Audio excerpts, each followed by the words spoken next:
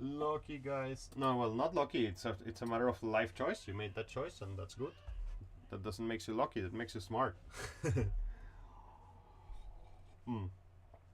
Cool. Okay. And the rest of everything. How is Palina? Everything is okay. Yeah, we're fine. Super cool, man. Everything's great. So happy that you guys are there. Okay. So let's go. This is us. So all right. Just a quick reminder. I mean, and I guess you can tell this to your friends or something. By the way, did the teacher started changing the summative and formative thing, right? You saw the change? I've seen it already, or you haven't noticed? Yeah. I mean that now in Google Classroom, all the summative assessments have the word summative there. But I saw that Alexey Yepishев changed, but I didn't check the other teachers. Okay. The others. Yeah, I've seen, just check it. Many teachers changed it. I don't know if all of them, but many teachers did. I was watching yesterday, but I just want to say that, okay, this is where we start today. I'm gonna give you a new little exercise. Today's exercise is really little. It's not big one, but just so you know, like this is like the summatives that we have on the floor, like composition 1, conversation on the clatte memories, rhythm and rhyme practice. Composition 2, I've seen that you submitted some songs, and summative 5 is what I'm gonna give you today. It's like key meditations. It's called like that. So each one is 20%, and this is what I wanted you to know. So, and this is important. I don't know. Tell to your friends like, hey, watch the first 5 minutes of the recording so you understand what's happening. So I don't get any person telling me I didn't know what was gonna happen. If you submit me something by Friday 10, I will grade it fully, like without the penalty. You know. If you, and then there is a week, like after the 17, you will have a week to give me to repeat any submissions that you need to repeat. But in that week, your maximum grade is 40. So you see what I mean? Like if you deliver me before the 10th, you can get full grade. If you don't deliver me for the 10th, then you will have a chance to deliver for me after the 17th. There will be a week like of deliberation in the university, and then whatever you deliver me to me after the 17th is just not gonna, it's gonna be graded maximum 40. So I'm just telling you this. If you have some depths with me in this course, close them by Friday 10th of February.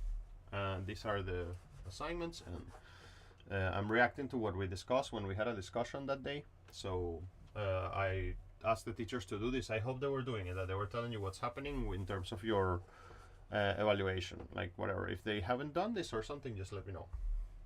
But that's important that you know. So I've seen that you guys gave us some songs, so yeah, I got them there, and that's really cool. I see that both of you gave us music. I don't want to analyze them fully today, because I want to start kind of more the second semester with that, and we have one more lecture for the first semester. But I'm gonna give it a little snippet to your songs now that we're here, if you don't mind. Let me just go start with Lala. Are you okay with this? If I hear it, if we hear it together? Of course. Great, awesome.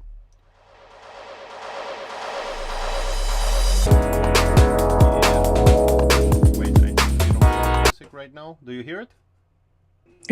Nope. Yeah, I know why. Just a moment. I know why.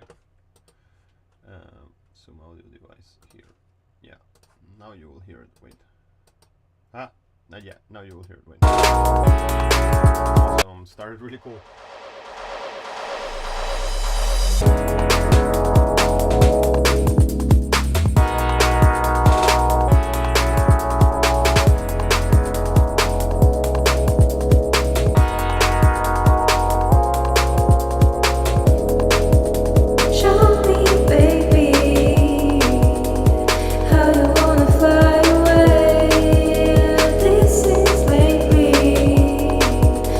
Gone away.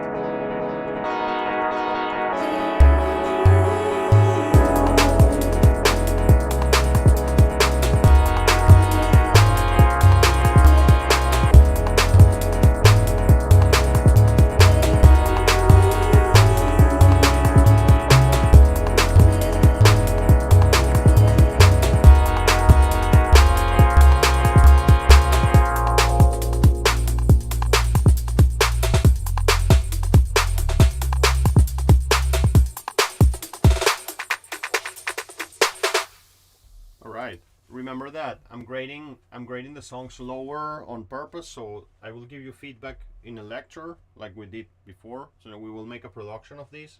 So start preparing the multi-tracks, by the way, Lala. Yeah, all if you right. can. Okay. So I can get them. It's really, really cool. I have a ton of cool ideas in my head. Mm-hmm. And like I wrote you, like if I wouldn't be using this scheme of grading lower and then improving your grades, I would have given you like an 80 or something. But right now you're gonna see 65 because I want you to go back and bring me like another version. Like that's the point of this course. You see, you understand, right? What I mean? Yeah. Okay, great. Yeah. So I just graded it already, and I'm gonna go to Grisha's quickly. So we will have a lecture like we did before about just the production of the song with a multi-track and stuff, and we will see more ideas. Same for Grisha. Let's have a listen.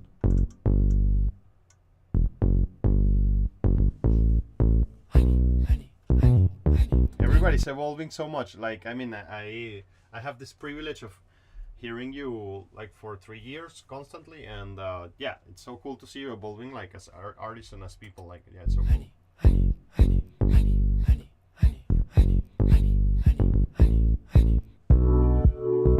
Nice. Really nice. It's amazing.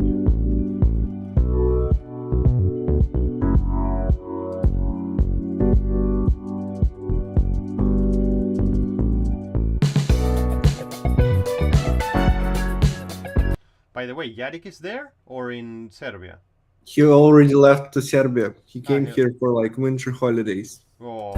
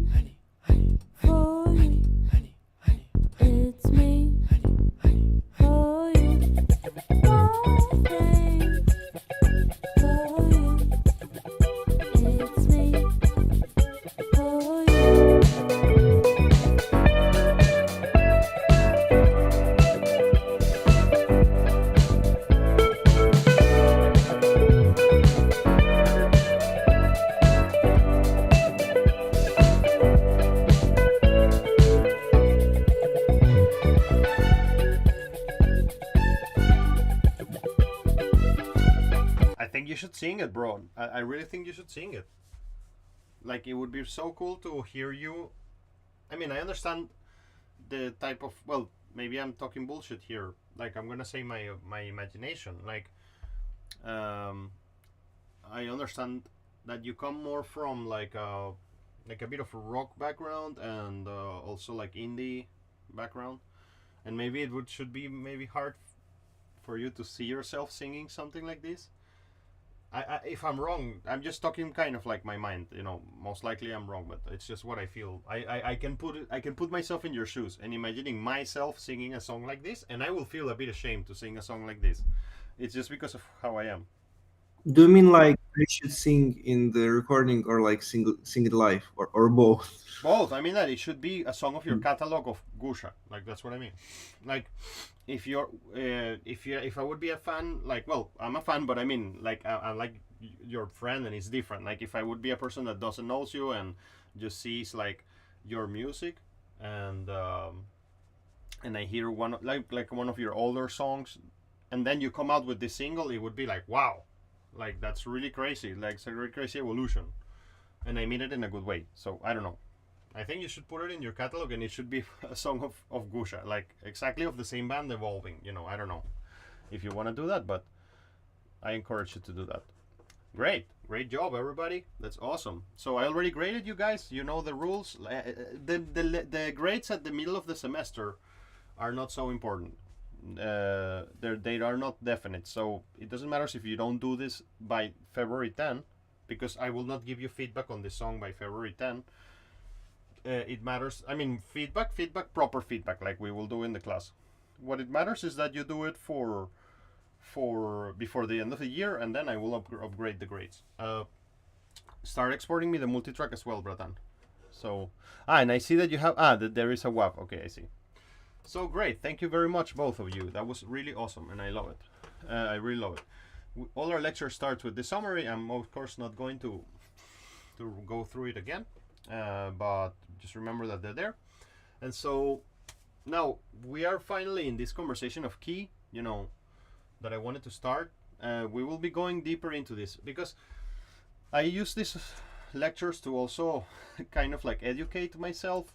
I mean, it's sort of like you guys are giving me the chance to study for my own development too. So I'm really taking this music theory questions very seriously right now. Like I've been listening to a guy. I will send you this personally, you know, so you can hear it if it interests you. But I've been listening to a guy whose name is David Goggins. He's a like a former military person. He's a ultra marathon runner. Like he has nothing to do with music. And I don't know, I've been getting a lot of inspiration. This guy is a very inspiring person. He has a very hectic life story. And I've been getting a lot of inspiration from him. And I just set myself the goal, which is like, I'm gonna become the biggest musician in the world. Like, I just have never set this goal to myself.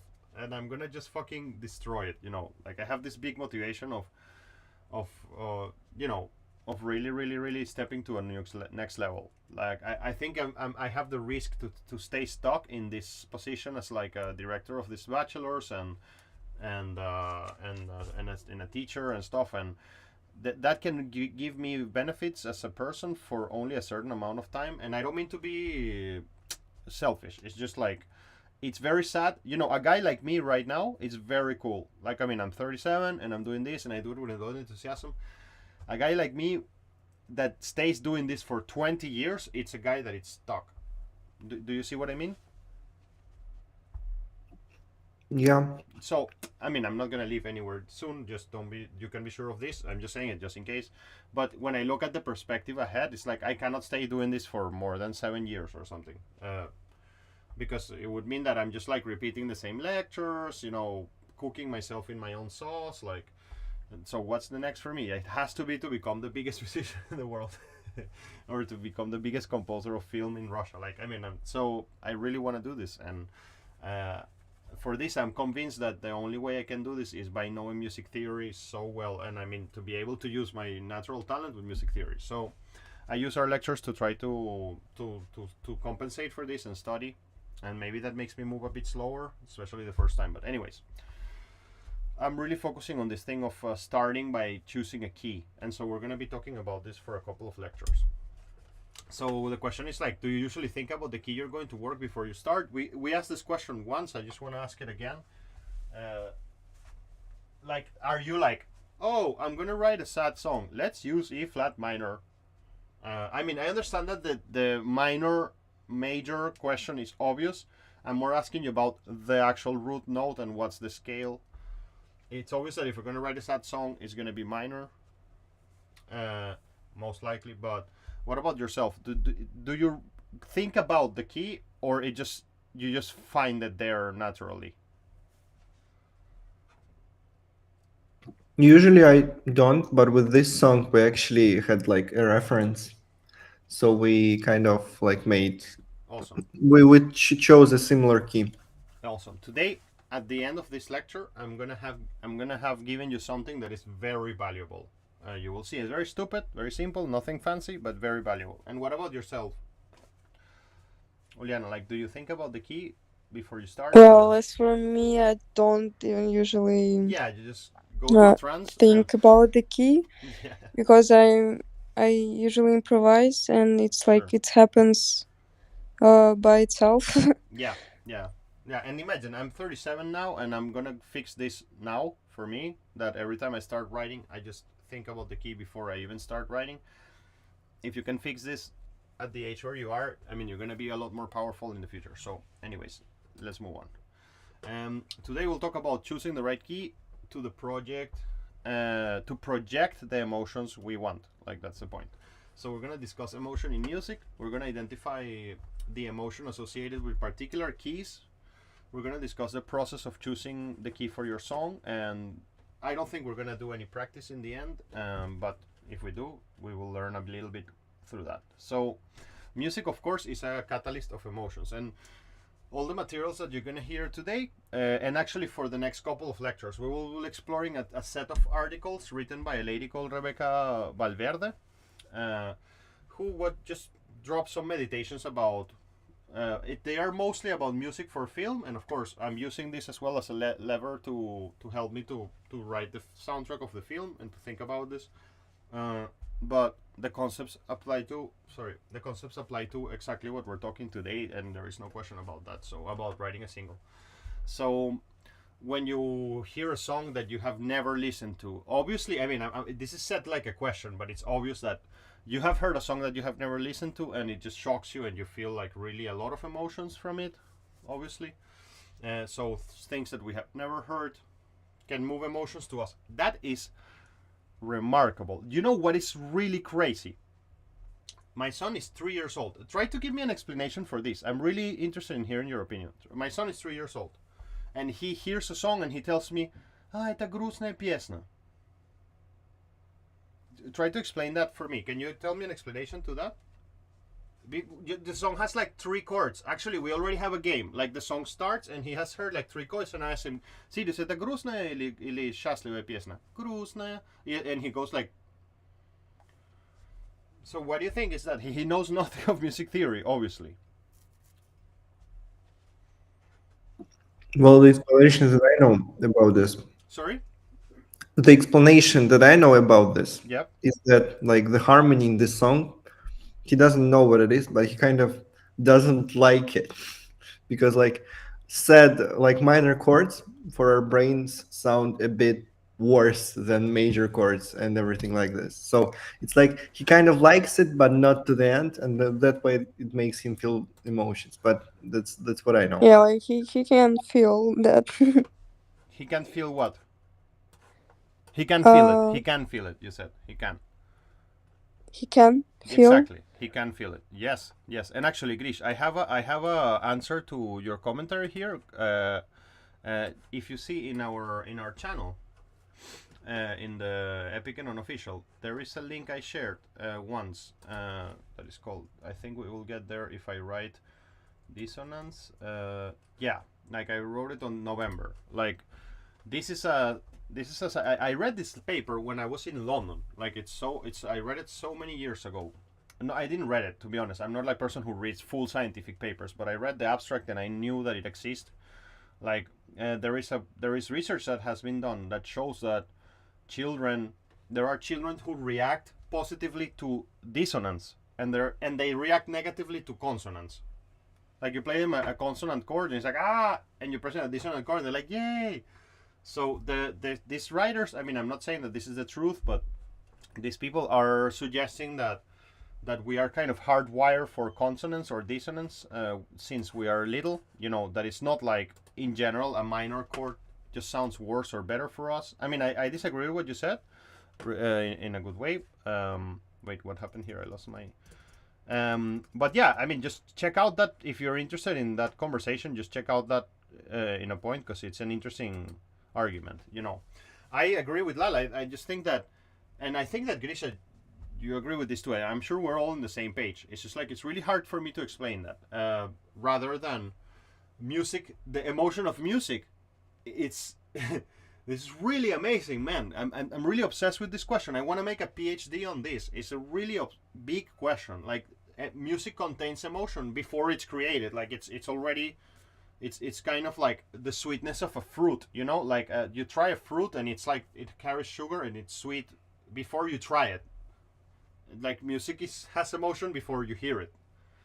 We don't add that emotion to it. That's kind of what I'm trying to say. It's really crazy. It's not trivial. It's not trivial at all. Where does that come from? How can it be something in the universe that is preloaded with emotion?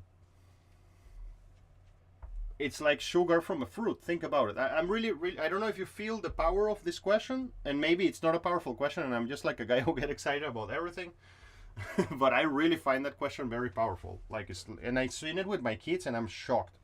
So how can songs connect with your intimate feelings and affect the way you react to a particular experience? Like, so that's all obviously contained in the key, and that's not the part what we're going to discuss in this lecture. It is obvious, and I think you have heard discuss this with other teachers. I imagine if you were studying music theory that you had a conversation about this once, but let's see it from this perspective.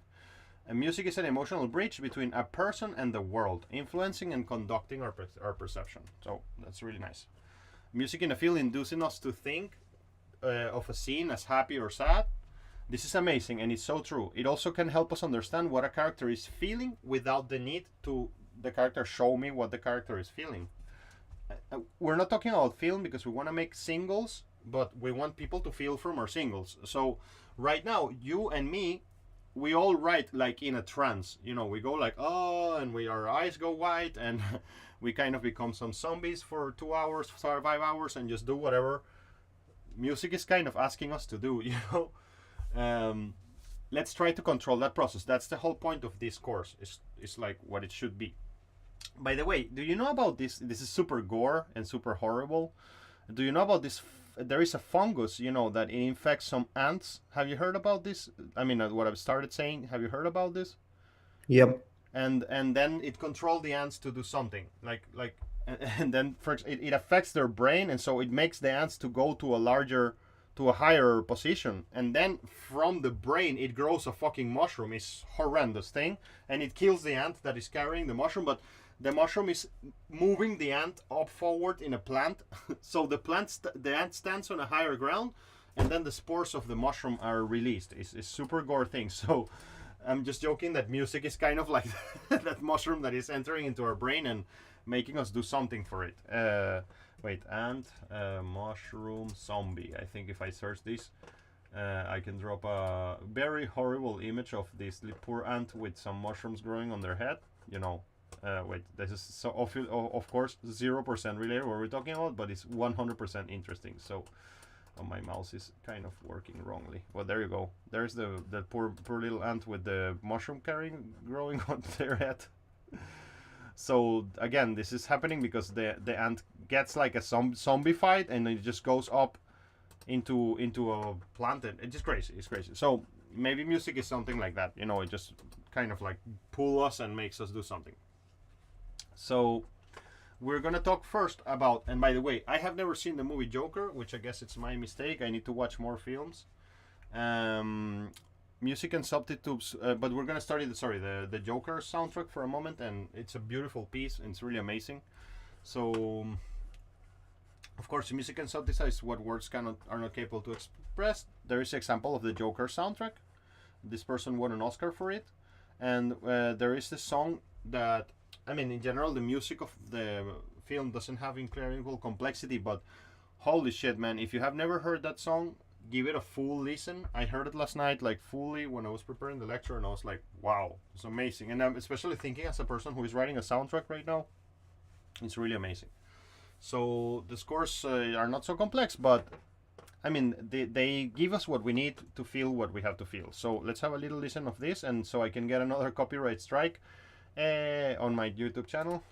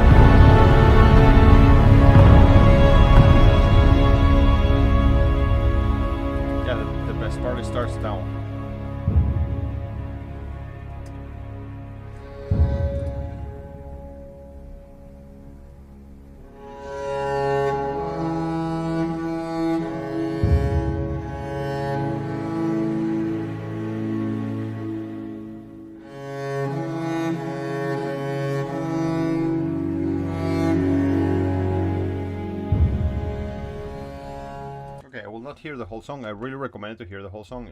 The next part is the best one actually. After I stop, so this song is in a minor key, which is C sharp minor. Minor scale to make us feel quiet and sad. That's obvious.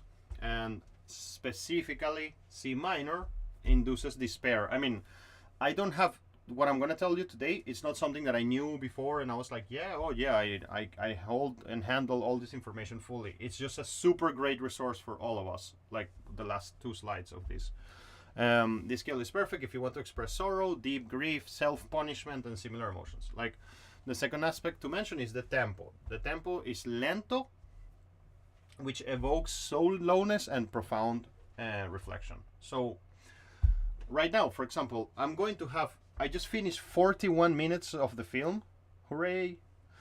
Now, I didn't finish that.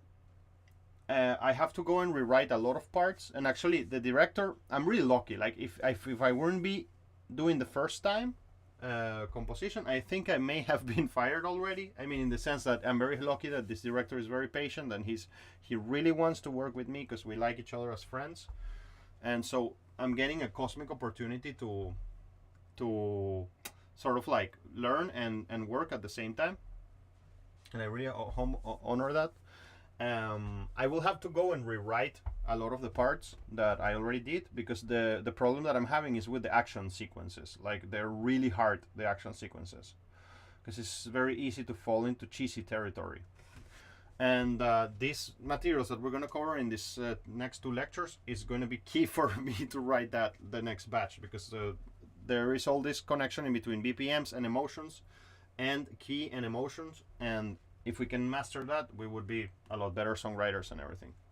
So try to imagine. I mean, there is a thing about what's happening in the way this author decided to conduct the composition of this song for the Joker, which is that usually keys have accidentals, right? And you use the accidentals to sort of disbalance what the key is telling you.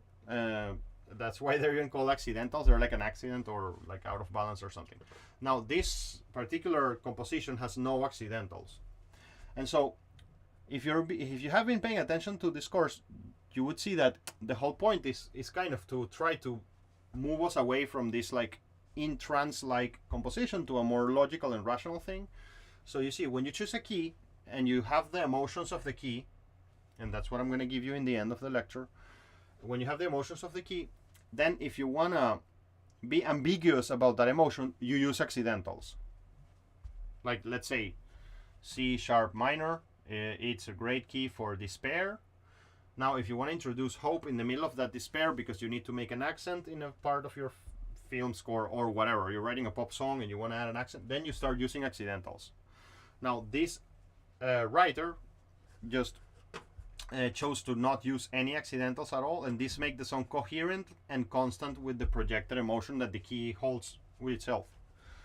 And just for fun, imagine that the song would have an accidental inside of it, and it would add tension and discomfort even further.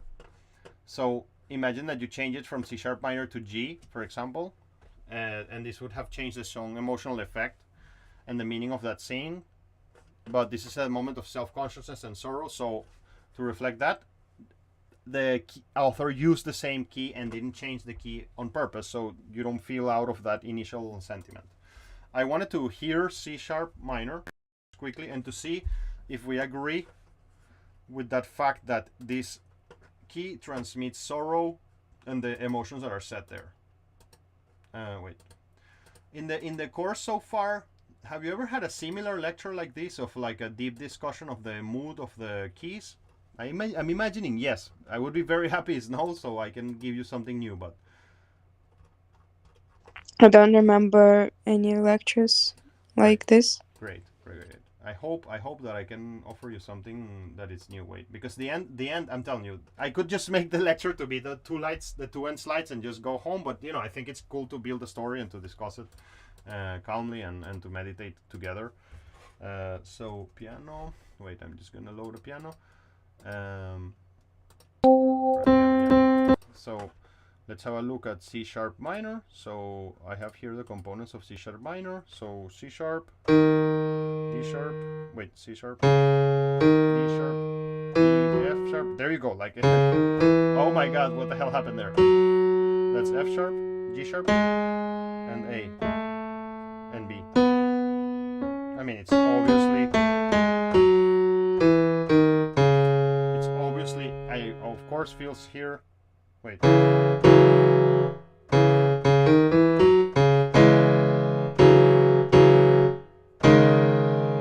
no, this chord. It's full of it's full of let me see the words. I agree 100%. It's like despair, sorrow, grief. Oh no, what is going on here? I can add a bit of hope there. And that I used an accidental. This is an accidental to the key because it doesn't use, if I'm not mistaken, it doesn't use B flat. Anyways, and then the second conversation was about G, which is sorry.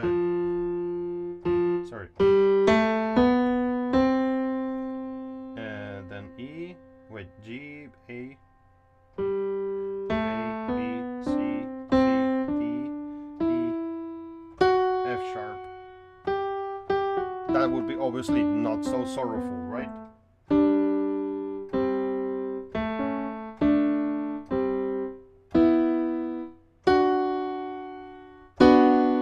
Yeah, it's obviously not sorrowful.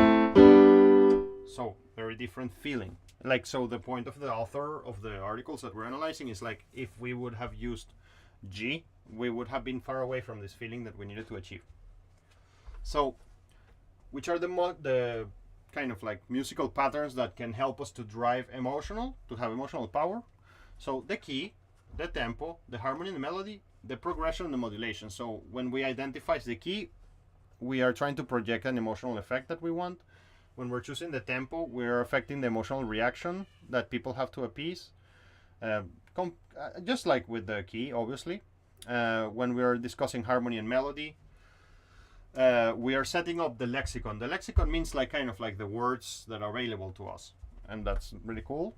When we're discussing progression, we're telling how to tell a story. So yeah, the chord progressions in general just tell us a lot about the story. I like the author makes a reference that I didn't put here, which is like it sort of sets the when you make a crop in a field and then you define the space. It's like there's gonna be corn is gonna grow here, and then wheat is gonna go here, and then I don't know, blueberries are gonna grow here. So it's kind of like it says these parcels of feeling when you work in the progressions. And modulation is how can we change the feeling where we were, you know, to where we're gonna go next. So when we're gonna choose the emotion, we have to choose the key. And this is, I put this yesterday. I was shocked about this. I put this last night in the channel. I don't know if you've seen this. Just a moment, I'm replying to a student.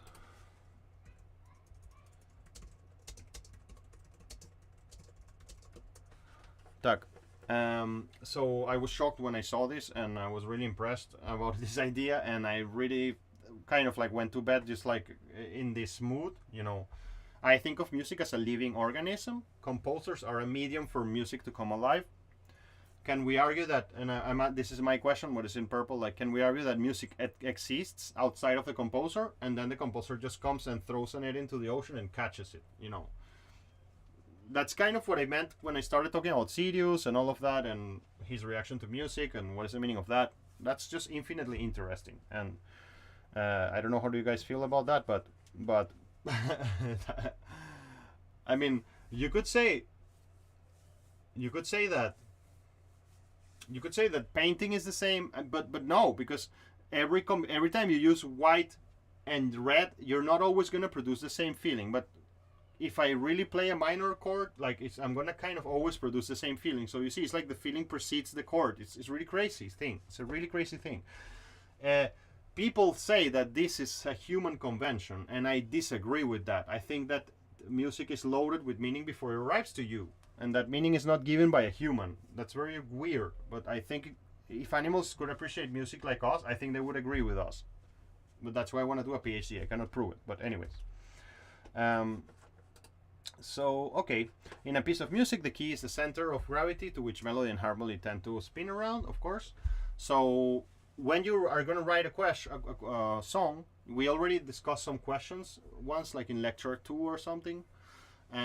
But, I mean, continuing with this trend, it's like, it would be really cool if you can ask yourself this question, like, we write in a trance, right? And maybe the best way for you is like to start writing a little bit and then think about this after you started writing a little bit, so you don't interrupt this trance or message from the universe that is coming to you.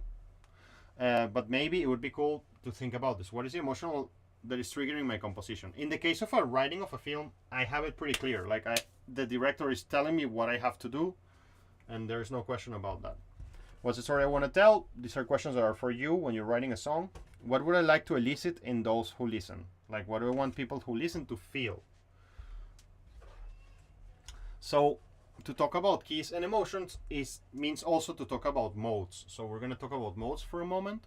Modes give the emotional color to a particular scale by starting in different degrees of the major scale formula. We discussed modes clearly a while ago, and we discussed the formula on how to create chord progressions in different modes. That's really useful. Go back and search for it in another moment if you would. I mean, I'm sure that Geisha remembers, because I remember his impact when I delivered that. But in case of Julian, I mean, if you don't remember, just go and check it out. So if we see the C major scale,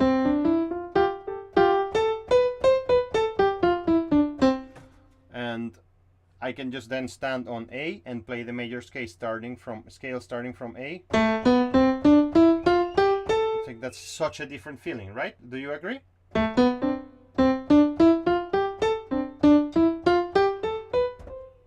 Right? Do you agree? Yeah. It's so crazy. It's the same stupid notes. It's the same notes. It's just like I'm starting from a different one.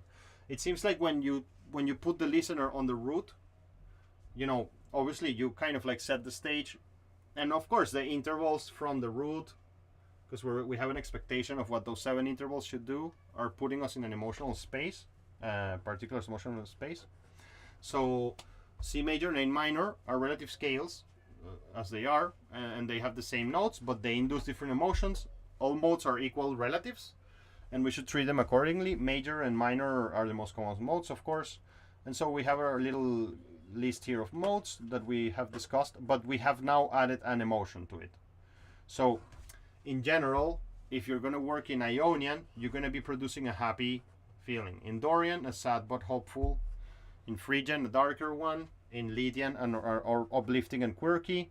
Mixolydian, you will be happy but serious. Aeolian, sad. Locrian, evil. So if you're going to move yourself, if you can double that emotion, you know, if you choose a key and then you also choose the mode that supports that emotion, that's going to be really great. But there you go. I mean, this is just a piece of information that I think is useful for us. What kind of like an emotion is packed into modes. And this is really important, man. And I suffer from a very big problem. It's very stupid, the problem that I suffered for. I always try to avoid the obvious. And so, for example, you see, when you start, if you have a key and you start from the root note, then you're setting up the mood very clearly. So the author recommends, like, hey, don't forget to secure the root note. So if you secure the root note, you will be more accurate with the emotions you want to project. What do I mean by this? Sometimes I start by the third, you know, and I know that I'm in a particular key, but I'm like, no, it's too obvious to start with the root. It's so stupid that I think like that, and it happens to me a lot with a lot of things. It's very boring of myself.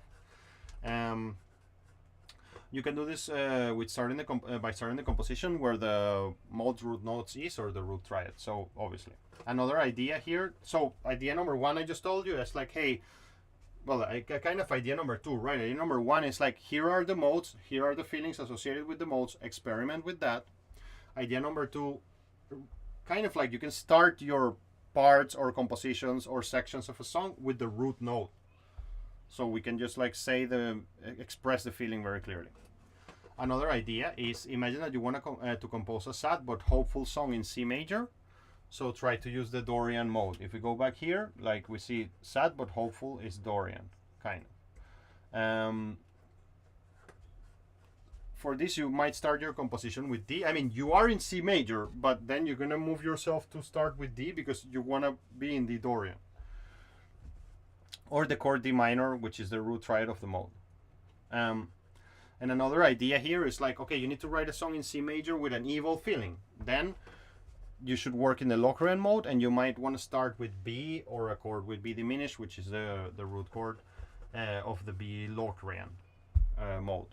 So, I mean, basically what I'm trying to tell you is like, you chose your key, and then you want to tweak that feeling, you know, then look at the list of modes and then see what happens if you are in that key and in that mode, and see what's up. Maybe that's interesting, maybe not. It's just a way to try to control the songwriting process. Even though we can emphasize an emotion with modes, of course, each key has its own personality, which is pretty cool. So there is a conversation here about two songs in particular. I guess that you know both of them. One of them is Hey Jude by the Beatles, and the other one is the Moonlight Sonata by Beethoven. Which, by the way, I posted it last night. I have the Moonlight Sonata has this very famous beginning. That is super huge, and actually I bought the vinyl last night, like 400 rubles for the Melodia for the Melodia vinyl, like the Moonlight Sonata has a very famous beginning, but the second half it's like amazing, man. It's like super, of course, I mean, it's Beethoven obviously, but I didn't know it was so amazing. So if you haven't heard it with attention, I recommend you to go to our channel there of the albums one and just give it a go, because it's really awesome. It's really remarkable, of course. So these two songs are great in generate an instant connection between the listener, and they have transcended across cultures. So Hey Jude, I didn't know this. Like, Hey Jude was a song that Paul wrote to the son of John Lennon when he got divorced with his wife. So it's kind of like a song for the son of John Lennon, and it's kind of like trying to help him out after his parents' divorce. And the song is in F major. And the music sonata was triggered by kind of like a broken love story, and it's music in C sharp minor, which is the Aeolian mode of the E major scale. So let's see what's up with the Aeolian mode here. So if I see the Aeolian mode, it's sad. Like, it's just one word, sad. Let's have a listen to the. Oh, well, we just heard it. Like, it was the A. And by the way, let's quickly go through this. Like, if I go to Dorian to, let me start with D. Let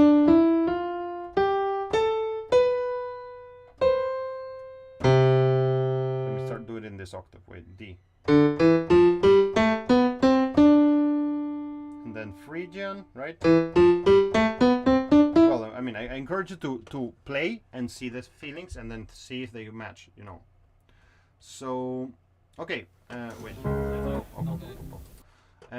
Moonlight Sonata is in C sharp minor, which is the Aeolian mode of E major scale. And Hey Jude, and in Hey Jude and in the Sonata 14, there is a coherence between what the composer wants you to feel and the key that was chosen. So let's have a listen 1 second. You know both of these songs, right? Obviously, very well. Yep. And Juliana, do you know Hey Jude? Yes. Yeah, sure. And the Moonlight Sonata. So maybe I will keep listening to them so I don't get another copyright strike. These two songs are great at transmitting the right emotion. Due to many choices that the composer made, they chose a suitable key. So how can we make the right choice for a key or something? How can we do this? Following the following section compiles a short description about the emotional personality of the different keys, and this can help you to make your choice. So that's the material I wanted to share with you today. So, and we're gonna make a little exercise. Like, I'm gonna give you a randomly assigned sentence, and then you will kind of have to find the key that better describes that, and just write a 30-second composition in that key to see if you can kind of like put yourself in that emotion and transmit it forcibly. So C, it's innocent happiness with a spiritual feeling. Great. C minor, and in here I would like to pull up like a bit of a cheating code. Wait, let me just quickly have my scale, C minor scale. Well, I had it right there, really nice. So this is obvious, and I just want to do it fast, so I don't want to suffer so much. So C minor, oh great, I got it here in Wikipedia. So C minor is so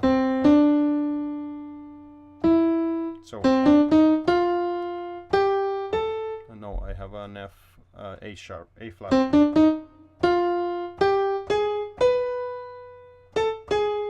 Ah no, B flat also.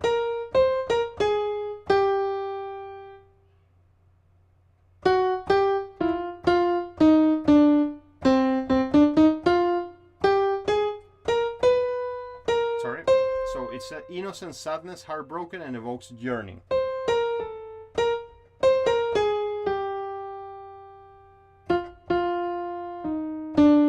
Agreed. Agreed also. And so we go. I mean, I wish my desire in this part of the lecture was like, oh, I'm gonna play them all. And then, but I think it's gonna be a torture for you if I go and play them all. I think you should go and play them all. I mean, you should go, sit down, play all the tracks, all the scales, sorry, and see if the feeling that you see written here matches with the emotion that it's saying there, and with the emotion that you feel. And then you see that this is a good experiment, a good way to kind of like push your compositions further. So we have innocence, happiness, innocence, sadness, passion, and deep. I'm gonna play some of them when I feel that the feeling changed a lot. D flat major. So let me see here. D flat major. Just a moment. I'm curious about it. I'm gonna play just a couple of ones. D flat. Is this D flat minor? Oh no, I wanted to see D flat major. Wait, here it is. D flat. I'm looking at it here. D flat major. So D flat major is wait. So D flat, E flat. Yeah, here you are. Hit D flat, F, and then G flat, A flat, B flat.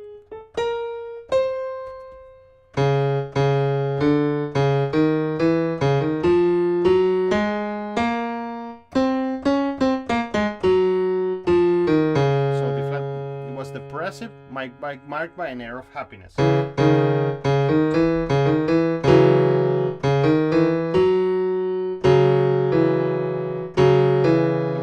That come out from it, right? Like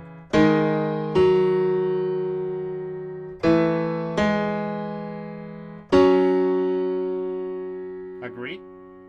Evokes grief and despair. I don't know, I feel it a bit more hopeful perhaps.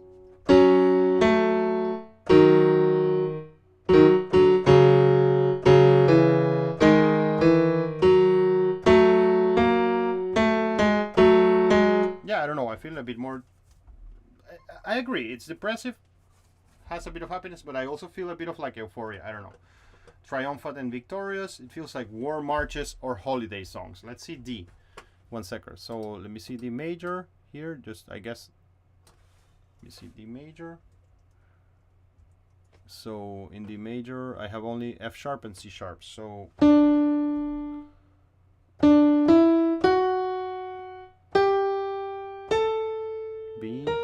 B, sorry, B and C sharp.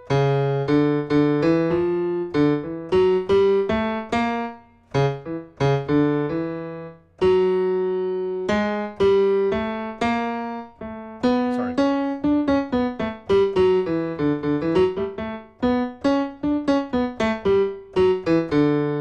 So, triumphant and victorious feels like war marches or holiday songs.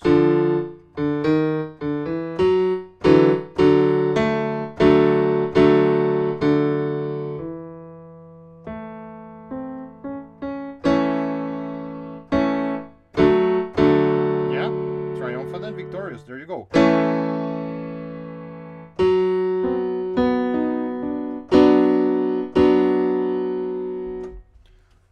Deep and anxious. I mean, look, this keeps going, right? So, innocence, triumphant, victorious, serious and melancholic, deep and anxious, cruelty, dissatisfaction, restless love, grief, evokes optimism, dark and funeral, perfect portrait for a conquest story. Resentment, discontentment, and lamentation. Happy but serious. Feels discontent, uneasy. failure to concern and struggle, evokes death related to suffocation, lamentation, struggle, induces joy, appreciation, love, optimistic trust and spirituality, sad but tender, joyful and cheerful, evokes the night, darkness, blasphemy, death, destiny. Let's see that one. B flat. Let's go to B flat. Let's go here. B flat, and it's gonna be, which one I was saying? The night, darkness, blasphemy, B flat minor. So B flat minor would be, I have B flat. I think I played it a bit ago. See? No. B flat, F. Yeah, super.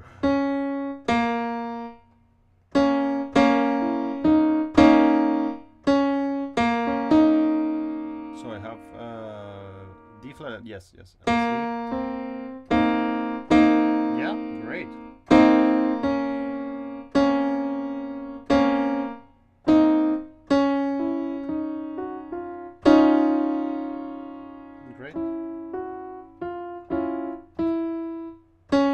So, I mean, the one I explored it so deeply, don't have the time for it, but evokes the night, darkness, blasphemy, death, destiny. Cool. Strength, wildness, passion, jealousy. Can you show the previous slide for a second? One more time. Yeah. The third. Yeah. Thank you. Which one are you interested in? To be honest, I just wanna take screenshots of all of them. Well, you can always come back here, but yeah. And the next one, I give it to you, so you can. Do you already screenshot it? Yeah. I just missed the second one. Yeah, thank you. All right. So, and then I mean, let's go to classroom 1 second and discuss your next assessment. So, we need to do some little random.org thing here, like that I like to do. So, here's the thing. Like I grabbed this list, the same list of that you just saw there, but I removed the key from it. So there is innocence, happiness, spiritual feeling, innocence, happiness, heartbroken. So, I mean, I'm gonna right now assign you a number to each one of you, and I think later. I mean, it's just like I didn't have time to do this before. I hope maybe I can do it even now before I go to my next lecture. I want to change these sentences so it doesn't say exactly what it says here. It's more like, for example, innocence, happiness, spiritual feeling. It would be something kind of like, imagine a child praying. Imagine a child praying in a field in Japan. You know, so that's innocence, happiness, and spiritual feeling. Imagine a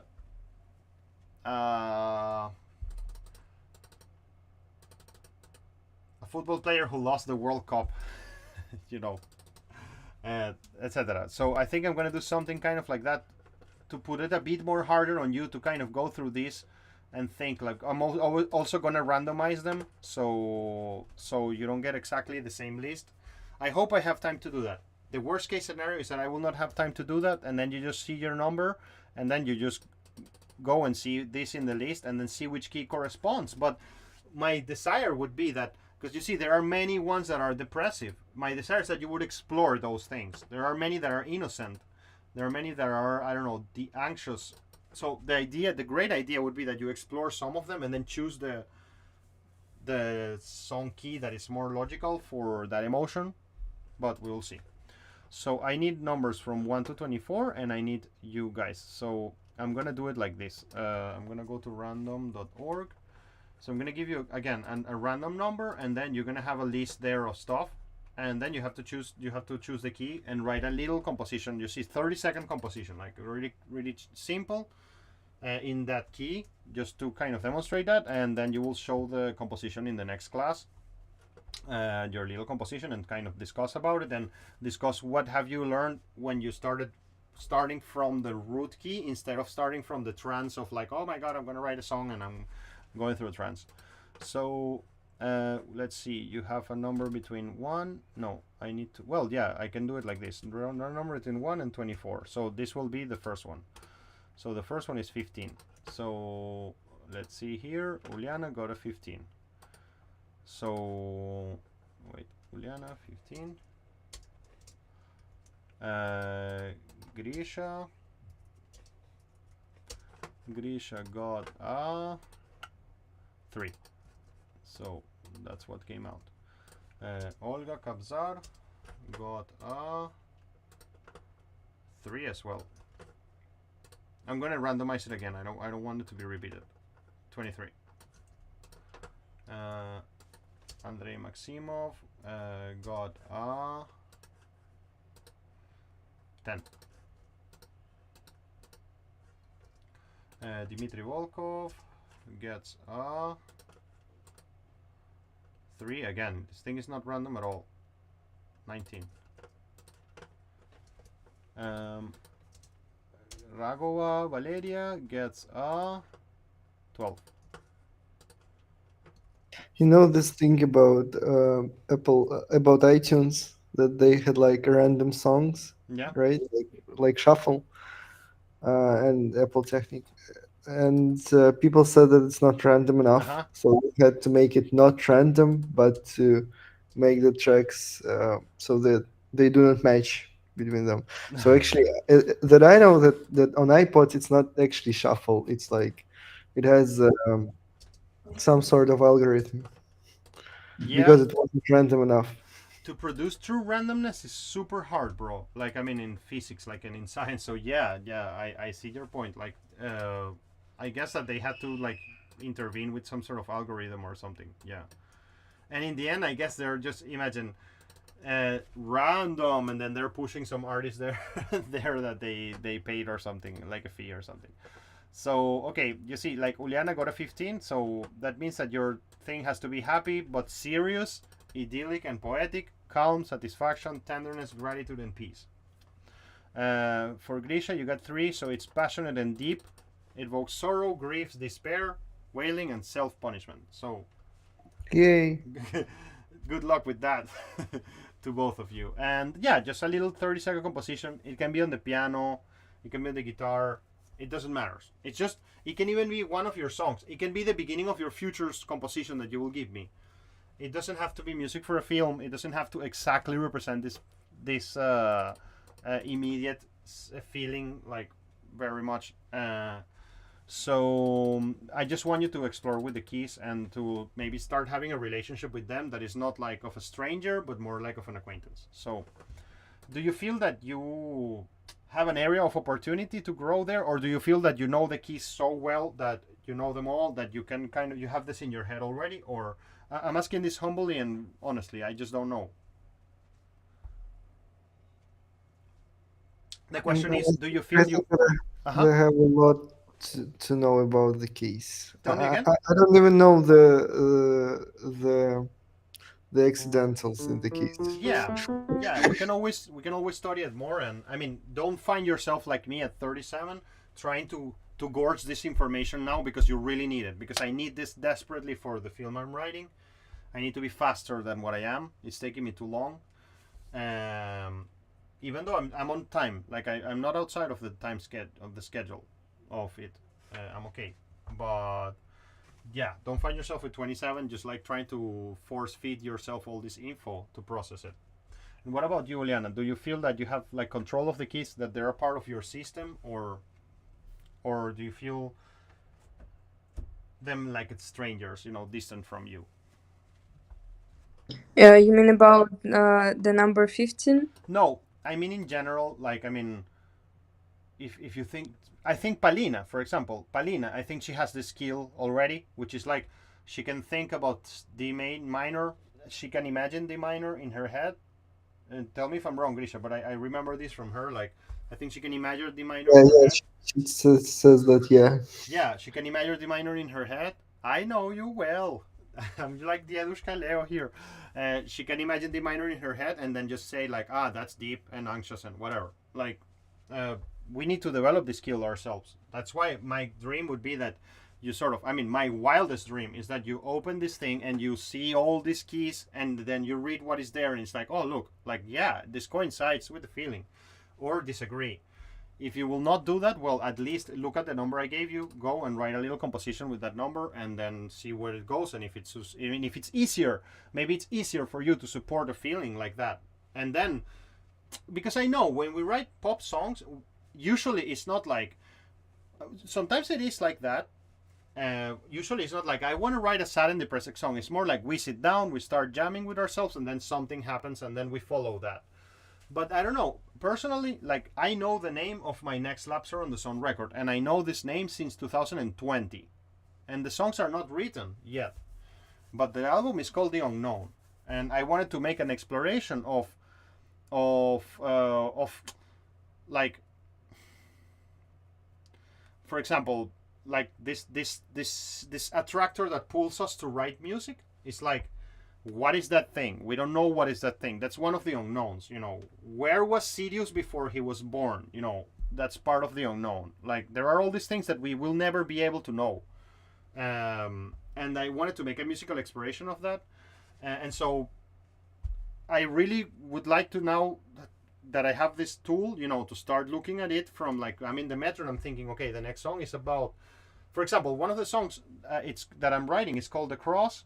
I wrote this in 2020.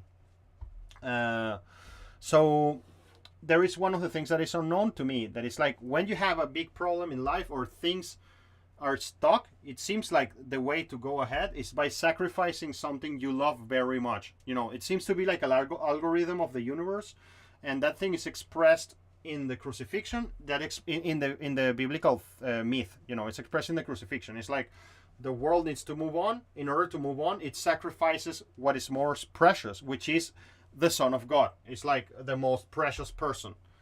And so there is this theme of sacrifice in life.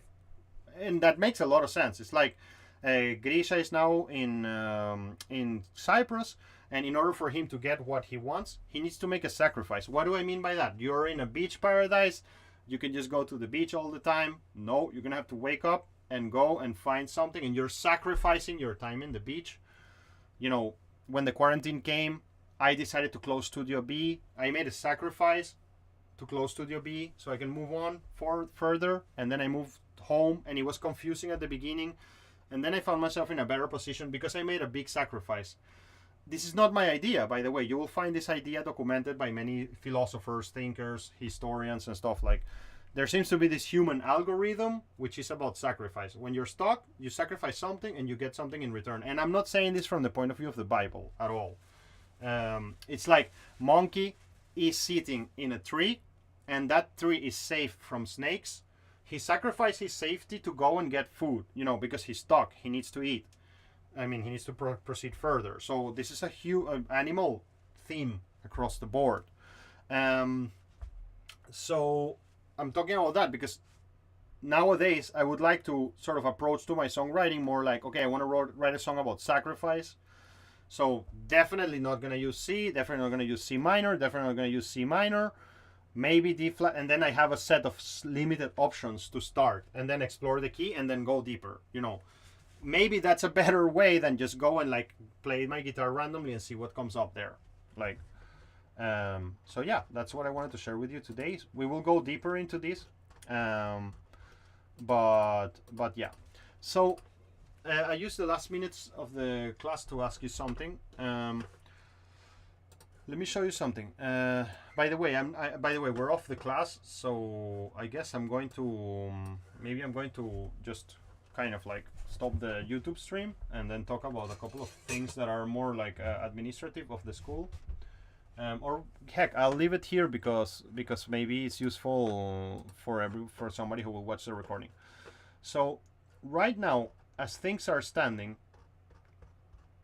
there is a 3-week canicula in between 6th of February and 26th of February. Like, I don't know why the school decided to do this. It's very intense. I am sure that in the week of the 6th of February until the 10th of February, I will give my lectures in that week, my usual lectures. They will be there. But after that, I really think we will stop for 2 weeks. I think that that's healthy. It's not unhealthy. I think it's unhealthy to stop for 3 weeks. I think it's healthy to stop for 2 weeks for a couple of reasons. The main reason... Yeah. Can I say something? Yeah. I think what they had in mind is that it's a session. It's written there. It's like, I don't know how it works like in university where you were studying, but like in MGU, it happens that you have like this a huge gap in Yeah, lectures so you to can make get your all of the projects. exams. That's how Yeah. it works. Yeah, this is clear. This is clear, and that's the school. I was going to explain that. Thanks for clarifying that. I was going to explain that in a second. Like, I had a meeting with Dimitri Panov yesterday. He clarified this to me, so we can put lectures there. But I think I will stop the delivery of new material for 3 weeks because I want to take some time to breathe. I'm wrecked, and so I can build new material calmly, so we can start the semester 2, which starts on the 27th of February with a lot of power. So next week we're going to have another lecture similar to this, but it's about tempo, specifically focused on tempo. And there is a very big possibility that I will add you another little summative assignment like this one, like 30-second little composition connected to tempo. And that closes our first semester. I just wanted you to be alert that I think that we will not have lectures of our course in between 13th of February and 27th of February. I think that we're going to stop around the 8th of February, and then we will come back on the 1st of March, something like that. I'm not sure of this. I'm just warning you that it can happen. So I can build new material and make a better version of the course. So I don't know. If you find that criminal or something, just tell me. Right now, teachers are not understanding very well what's going to happen in this period, and we're sorting that out. So you will get the full schedule soon. Okay? Yep. Okay. Awesome. So, all right, guys, that's it for today. Thank you very much. I hope there was some use in this, and I'm studying a lot, so I can give you a great second semester. Like, we're only in the halfway, and I just really want to give you better value, more powers, and for this I need to prepare, and I will. So, yeah, I hope that was interesting, and if you have any comments, just leave it in the comments below.